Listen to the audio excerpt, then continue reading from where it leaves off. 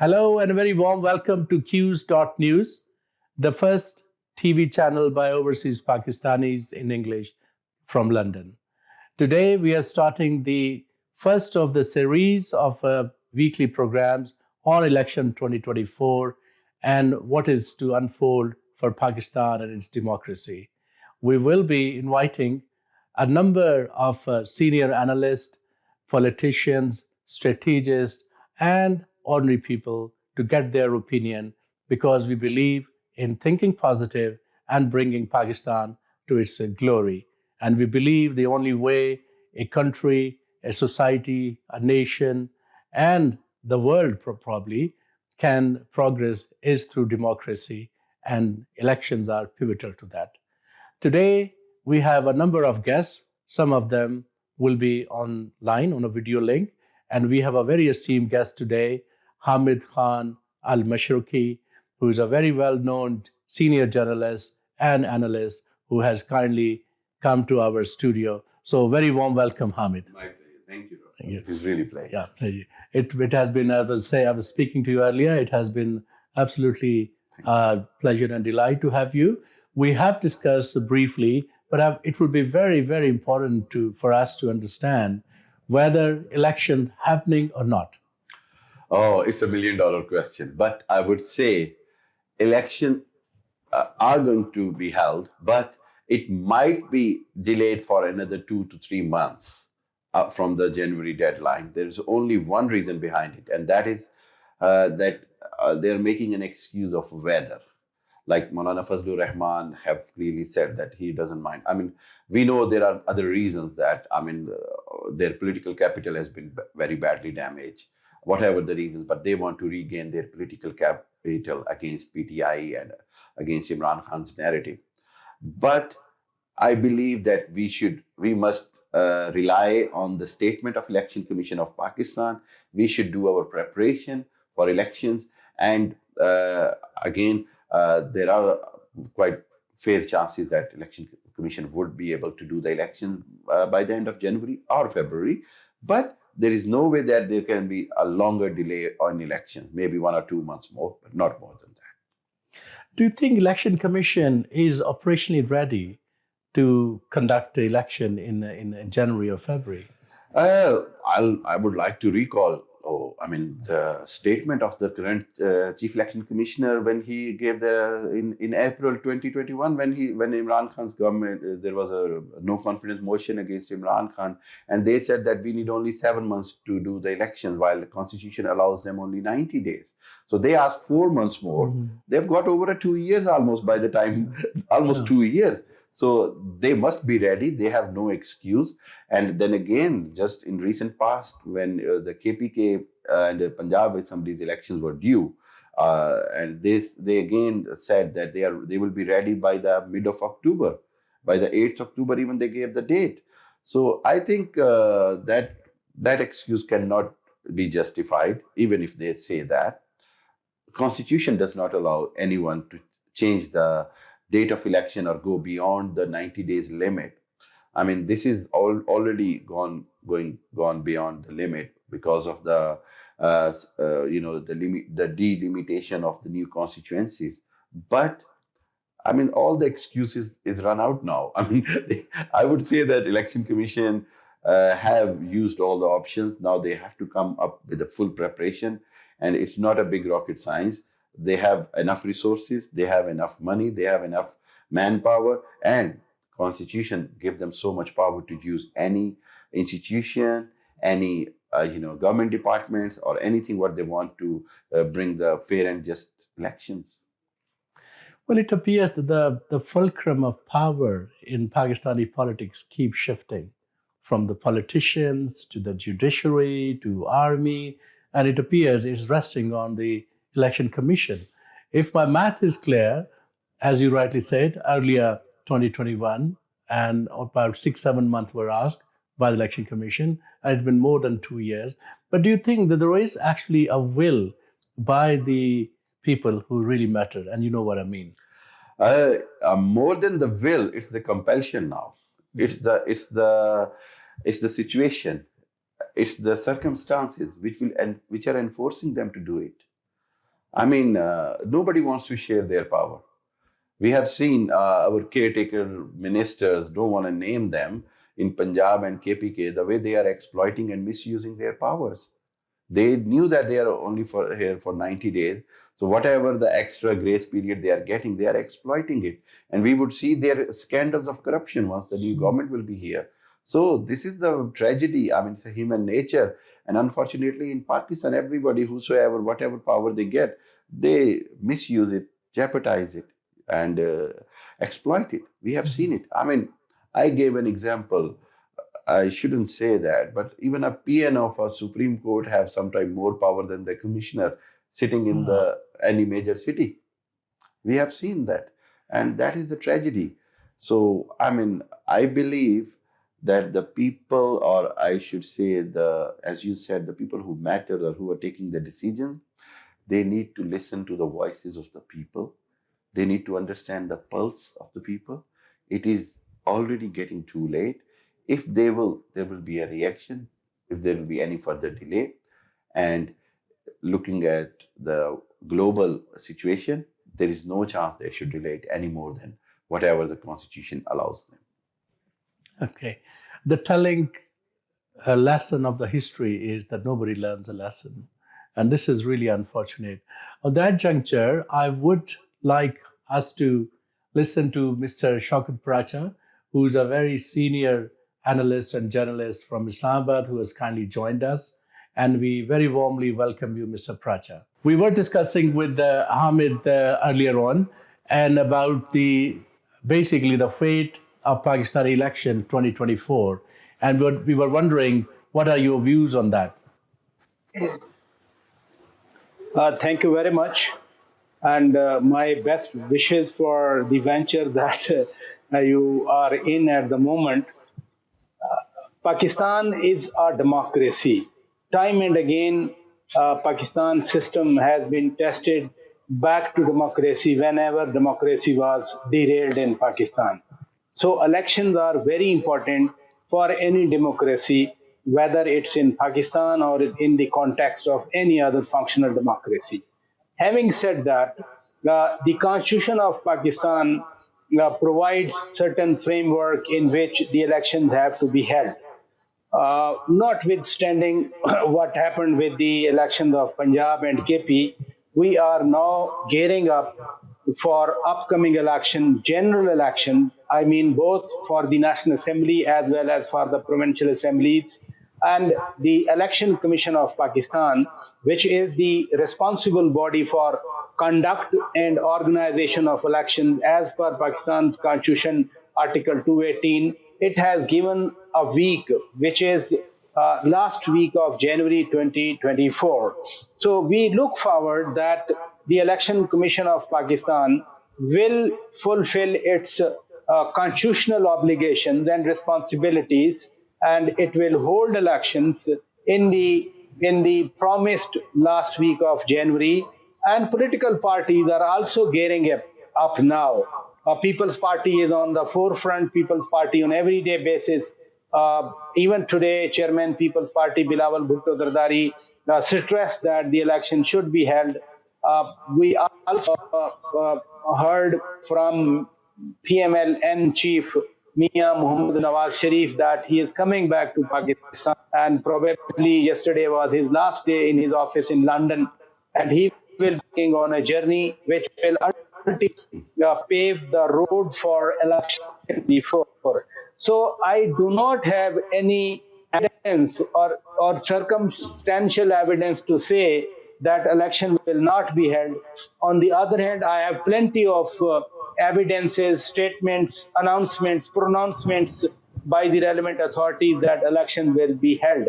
We look forward for the election in January 2024. Well, that is very heartening to know that the various party leadership is trying basically to somehow to expedite the election process, because as we all know, democracy, elections are the very key that can really make any nation, country, or region prosper. But is there anything happening on the grounds in terms of, we know that this halka bandis and things like that, and whether there are lists for the presiding officers, and all of those kind of a normal things that happen alongside the bigger decisions. As far as the preparatory work that you are talking about, for example, delimitation process has been completed. The provisional constituencies, demarcations, it has also been notified, and comments or objections or concerns have been invited. These constituencies, the whole set of population, the voter list, and the area district-wise, it will finally be notified by 30th of November. And then 54 days will be for electioneering process, mass campaigns, canvassing process, political parties and leaders and the potential candidates reaching out to their voters and constituents. So as far as the preparatory work is concerned, it's complete. There is nothing that I can say that this provision or the other provision is hindering the election process. The problem is not about the delimitations. Problem is not about the preparation of the election commission, like presiding officers, because in March or April this year, the Election Commission of Pakistan also sought list of the provincial governments of all the returning officer or the deputy returning officer or the presiding officer or the assistant presiding officer, whosoever supervised the polling process on a particular polling day. There is no problem at all. The problem in the past has been the will to conduct elections whenever they are required, you see. So this whole process is gone.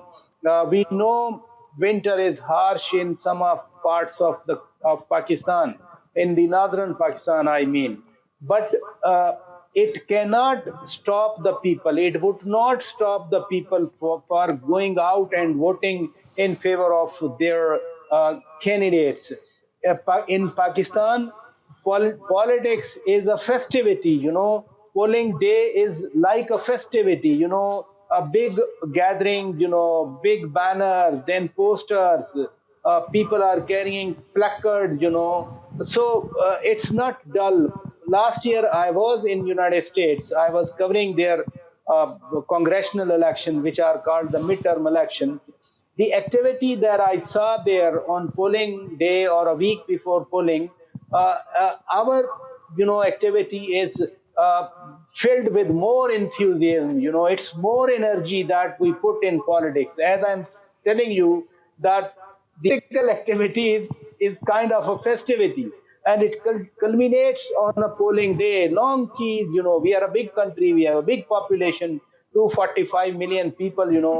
And around 120 million are the voters, registered voters. 12 crore people, they are the voters. Even if 50% come out, they are more than the total population of France or total population of Germany or UK even, more people in terms of the voters as compared to the total population of Japan.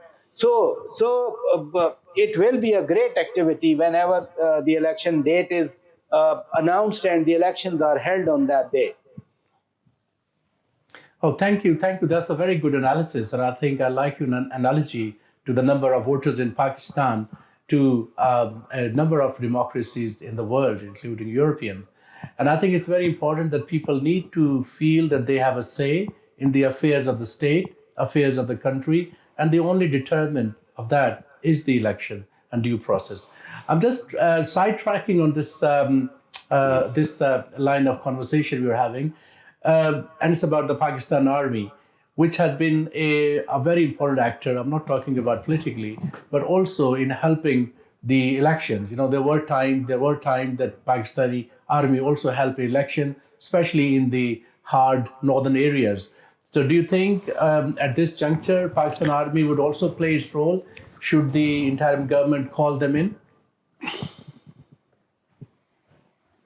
Certainly, it's the constitutional obligation. For example, Article 220 of the Constitution of Pakistan makes it mandatory for all the executive authorities under the federal and provincial governments to assist Election Commission of Pakistan in dispensation of its functions. So it's not something that is driven from the executive one or any simple act of the parliament. I quoted exactly the constitutional obligation of any department under the federal or the provincial government. So whenever Election Commission of Pakistan has warranted in the past even that the security responsibility or security duty is Pakistan Army has come forward. And given the complex equation, power equation in Pakistan, and equally, given the complex security situation in Pakistan, it's not only a security situation in the erstwhile tribal areas. I can talk about big mega cosmopolitan like Karachi and Lahore. We need security, and Pakistan Army has always been there in the forefront to fulfill its constitutional obligations. So if the Election Commission needs security from the armed forces of Pakistan, I have no doubt that they will not be readily available, will hesitate from doing their constitutional duties. They will not take sides if someone thinks that they can play for their campaigns or they can shout slogans in their favor. But whatever the responsibility Election Commission of Pakistan will assign, I'm sure they will be there in terms of Article 220 of the Constitution of Pakistan. Well, that's very heartening to know that the Pakistan Army, as always, is there as a custodian of the geographical and the ideological boundaries of Pakistan. And on one hand, Pakistan Army is playing a great role in countering the terrorism that the new wave that has started, and also looking at the eastern and western border, and still will be able to help the civil government. Back to you, Hamid. So you heard what Mr. Piracha has said. So what do you think is going to be the fate of election 2024? It's $1 million. It is $1 million question indeed. The main thing is that, because there is no exactly a roadmap so far, because Election Commission have clearly said that they are waiting for finalizing the delimitations of the new constituencies. There is going to be a different, geographical, constituencies, and there is increase of number of seats. And in Punjab, they have decreased. So it is a lot of work to be done by 15th of December. So, we are expecting the actual schedule for the election by the end of November, and then we will know that how many days they are giving for the submission of nominations, and then how many days they are giving for the final list and all that procedures and appeals and hearings and all that thing. And this is a lot of questions are there in terms of whether the elections are going to be held by the end of January or in the second week of February. But at the same time, I'm very positive, I'm very hopeful that because the due process of the democracy is required general elections now. The terms is completed. The caretaker government's job is just to hand over the government to the new elected people. And if there is anybody in anybody's mind that this government can prolong and they can do, then it will be a risky thing because they cannot take so many policy decisions. There are so many other factors, globally, the things are changing very drastically. So Pakistan, as such an important strategical position, Pakistan needs a strong government with the backing of its own people. Democracy is the only way. And I think whosoever people of Pakistan would select, that would be the right decision. And let the people decide. And one thing which Piracha was talking about the role or about the duties of Pakistan Army during the election, you asked a very valid question. I think it has to be very well defined now as well. It is defined in the constitution, but practically it needs to be defined as well. The role of army is very clear that they have to assist election commission for the completion of a transparent and clear elections, transparency of the elections. That is their job. And that's why, I believe that still, no matter whatever, Pakistan Army is the most organized institution where people have the most faith.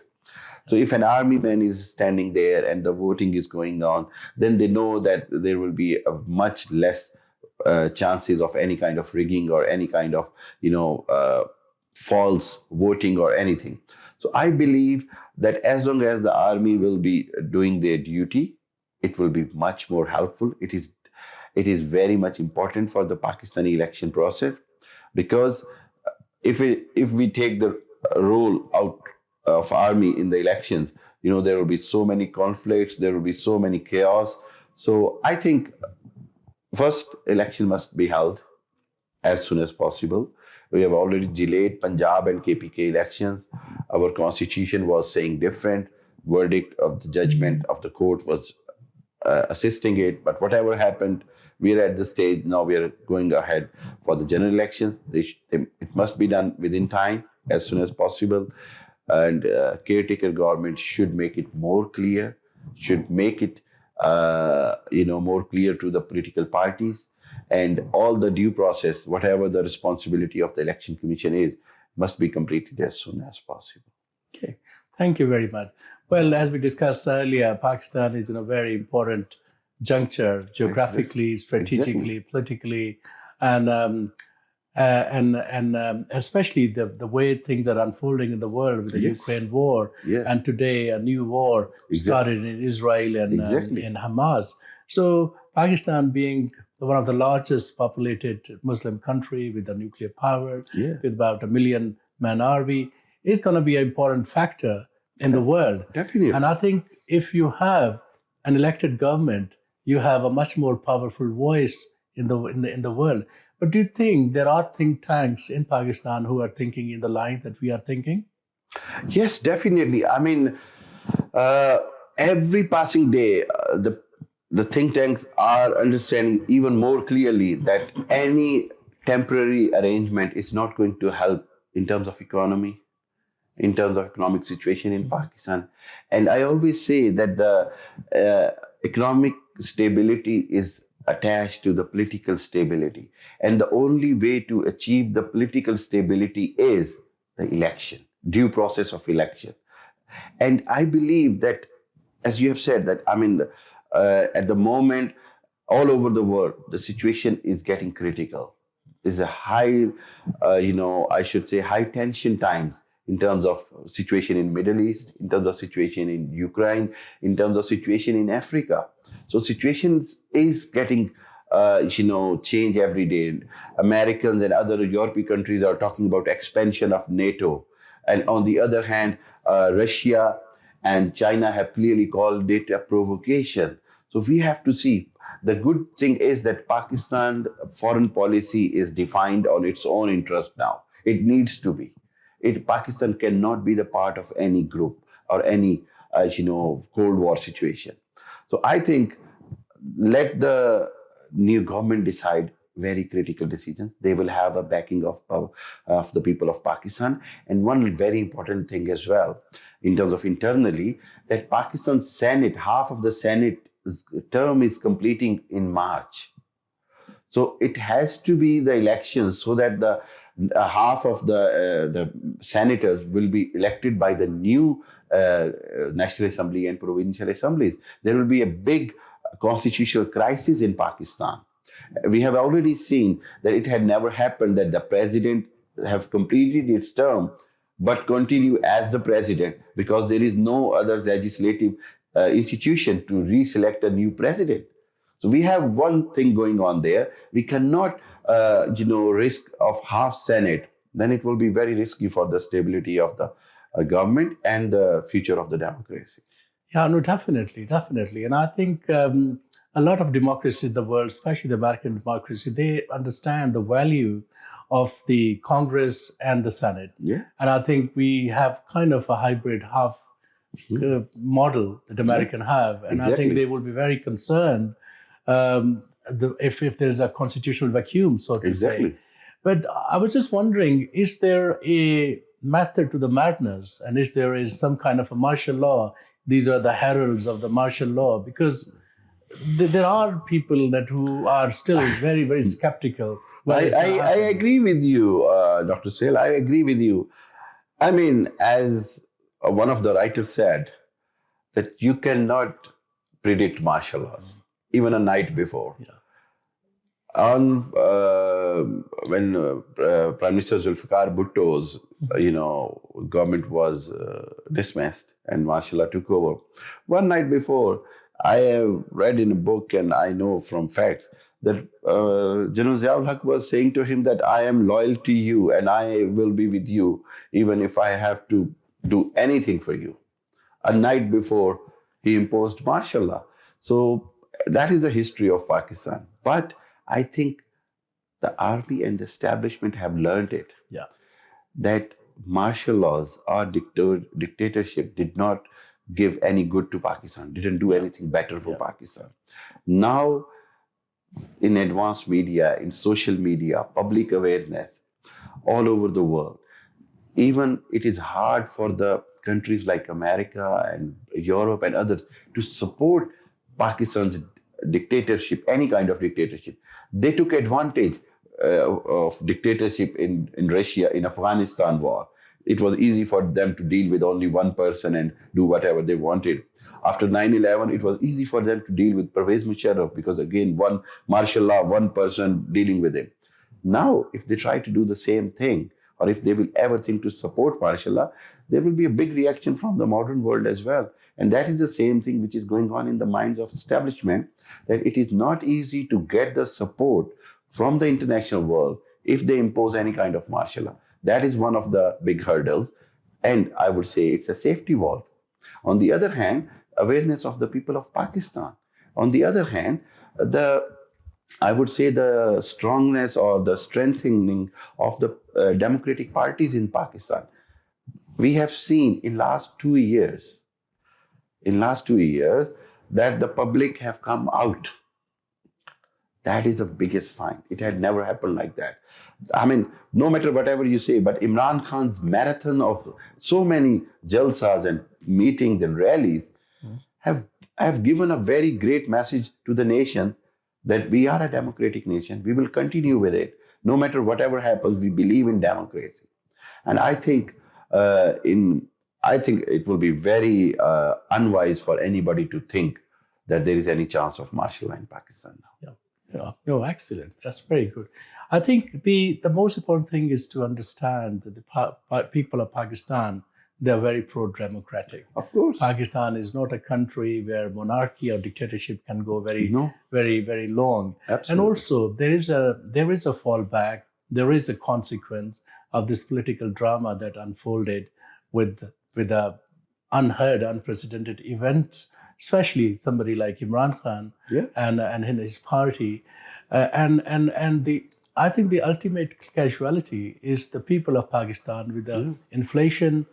Yeah, suffering is for the common man. So, and I think that's why it is important that we have a due, transparent, fair, just, and a quick election. So think that. Thank you. That's right. Really, really good. So we had a very good and in-depth discussion with the two of Pakistani's foremost journalist stars. And I think what is more important is this, that we have started this mission, this initiative, to inform our audience about what is happening in 2024.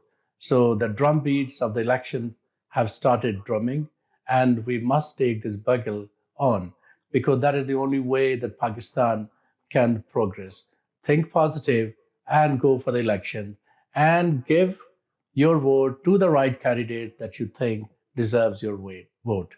So with that, I say thank you very, very much to our audience and to our guests here and also on the video call. And Pakistan Zindabad.